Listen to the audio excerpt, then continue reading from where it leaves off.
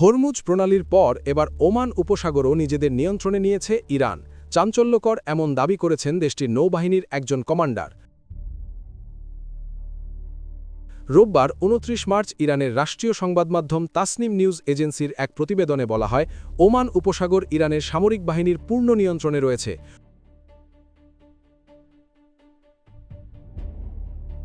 ওই অঞ্চলে মোতায়েনরত মার্কিন বাহিনীর বিরুদ্ধে কঠোর প্রতিশোধ নেওয়ার হুঁশিয়ারি দিয়েছে তেহরান।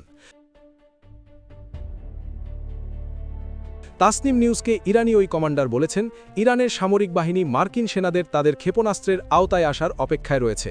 সীমার মধ্যে এলেই উপকূলীয় ক্ষেপণাস্ত্র ব্যবস্থার মাধ্যমে মার্কিন বাহিনীকে লক্ষ্যবস্তু করা হবে বলে সতর্ক করে দিয়েছেন তিনি বলেন, ইরানের ক্ষেপণাস্ত্র তৎপরতা ও সামরিক মহড়ার মুখে মার্কিন রণতরী ইউএসএস আব্রাহাম লিঙ্কন ইরানি জলসীমা থেকে শত শত মাইল দূরে সরে যেতে বাধ্য হয়েছে। ইরানের ওই কমান্ডার আরও বলেন, হরমুজ প্রণালীর পূর্বাঞ্চল এবং ওমান উপসাগর বর্তমানে ইসলামী প্রজাতন্ত্র ইরানের নৌবাহিনীর সম্পূর্ণ নিয়ন্ত্রণে রয়েছে।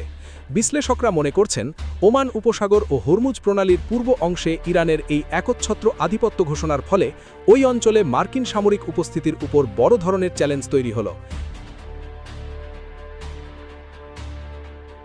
ইরানের এই কঠোর অবস্থান এবং মার্কিন রণতরীর পিছু হটার খবর পুরো মধ্যপ্রাচ্যের রণকৌশলের নতুন মোড় নিতে পারে। তেহরান স্পষ্ট করে দিয়েছে, তাদের জলসীমায় যে কোনো ধরনের অনুপ্রবেশের দাঁত ভাঙা জবাব দিতে তারা সম্পূর্ণ প্রস্তুত।